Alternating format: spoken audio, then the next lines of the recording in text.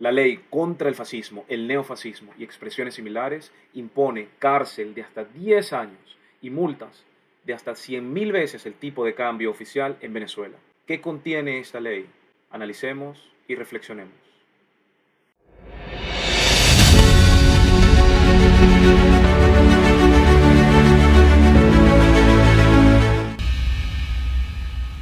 El gobierno de Venezuela ha aprobado la ley contra el fascismo, el neofascismo y expresiones similares. ¿Pero qué entiende el gobierno de Venezuela por fascismo? Veámoslo. Artículo 4. Fascismo.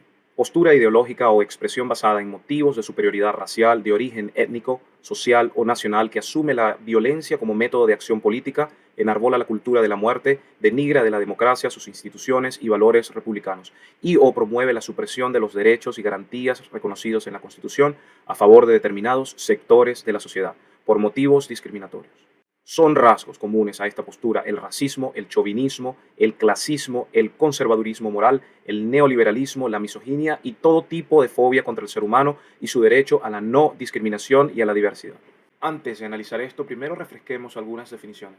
De acuerdo con la Real Academia Española, fascismo es un movimiento político y social de carácter totalitario que se desarrolló en Italia en la primera mitad del siglo XX y que se caracteriza por el corporativismo y la exaltación nacionalista.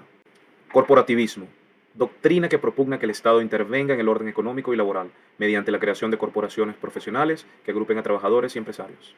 Vemos entonces que el fascismo es característico de una creciente intervención del Estado en los asuntos privados. Benito Mussolini, dictador italiano y líder del Partido Nacional Fascista y Fascista Republicano, dijo: todo dentro del Estado, nada fuera del Estado, nada contra el Estado. Claramente un nacionalista. Pero ¿quién es el Estado? El Estado es el mismo.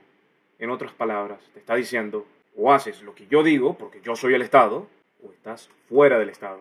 Eres enemigo del Estado. Esta concepción del intervencionismo estatal y que por tanto vulnera la propiedad privada, de acuerdo a lo que considera el Estado, tiene en Karl Marx quizás su defensor más conocido, cuando en 1867 publica su libro El Capital.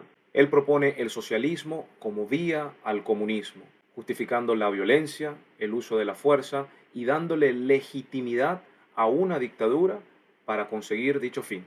Veamos la definición de socialismo. De acuerdo con la Real Academia Española, el socialismo es un sistema de organización social y económica basado en la propiedad y administración colectiva o estatal de los medios de producción y distribución de los bienes. Pero volvamos al artículo 4. Vemos que se ha incluido la palabra conservadurismo moral y neoliberalismo. Quiere decir que si los individuos o medios de comunicación deciden expresar ideales de libertad individual o conservadores y pedir un Estado más respetuoso, menos impositivo, con una menor intervención en el orden económico, político y social, es decir, menos corporativismo, un componente del fascismo que habíamos visto antes, entonces se le podría etiquetar de neoliberal o conservador y por lo tanto condenar por el delito de fascismo. ¿Pero qué es el liberalismo? ¿Qué es ser liberal? Veamos la definición del presidente Javier Milei, que usa constantemente citando al autor Alberto Venegas Lynch, hijo. El liberalismo es el respeto irrestricto del proyecto de vida del prójimo, basado en el principio de no agresión, en defensa del derecho a la vida, a la libertad y a la propiedad, cuyas instituciones fundamentales son la propiedad privada, los mercados libres de intervención estatal, la libre competencia, la división del trabajo y la cooperación social. Entonces el liberalismo es el respeto por el prójimo. Como consecuencia de su definición, el liberalismo lleva implícito el cumplimiento de 5 de los mandamientos de Dios. No matarás, no cometerás adulterio, no hurtarás, no hablarás contra tu prójimo falso testimonio, no codiciarás la casa de tu prójimo, no codiciarás la mujer de tu prójimo, ni su siervo, ni su criada, ni su buey, ni su asno, ni cosa alguna de tu prójimo.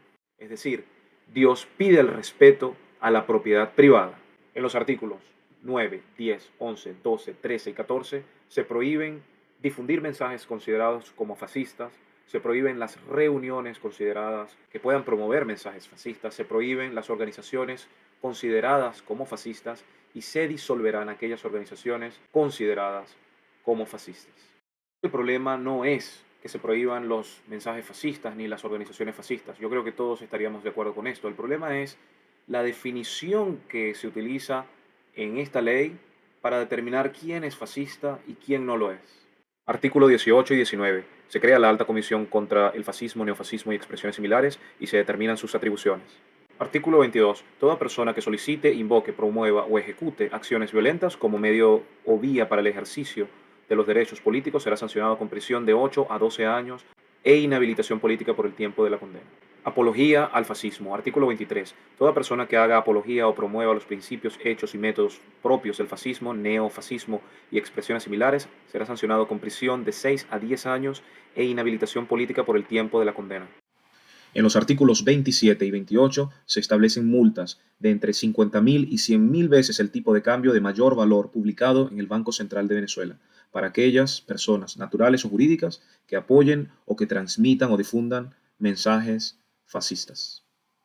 Con el tipo de cambio que se muestra hoy en el Banco Central de Venezuela a 36.24 bolívares por dólar, 50.000 veces serían 1.812.000 bolívares, equivalentes a 50.000 dólares americanos, 3.624.000 bolívares, equivalentes a 100.000 dólares americanos. A tenor de lo expuesto, entonces en Venezuela se ha dado validez jurídica para encarcelar a todo aquel que al pedir libertad sea catalogado como neoliberal o conservador y por lo tanto como fascista.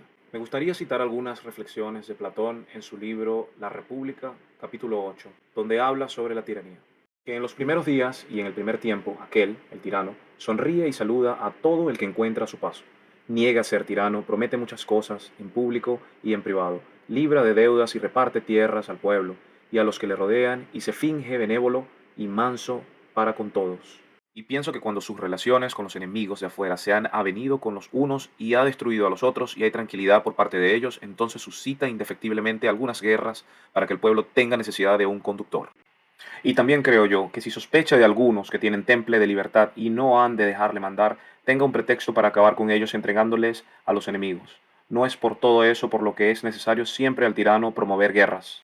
Y así el tirano, si es que ha de gobernar, tiene que quitar de en medio a todos estos hasta que no deje persona alguna de provecho, ni entre los amigos ni entre los enemigos. La líder opositora María Corina Machado ha expresado, de hecho, en múltiples ocasiones su afinidad a las ideas de la libertad y al liberalismo, demandando propiedad privada, menor intervención del Estado y el respeto a los derechos humanos.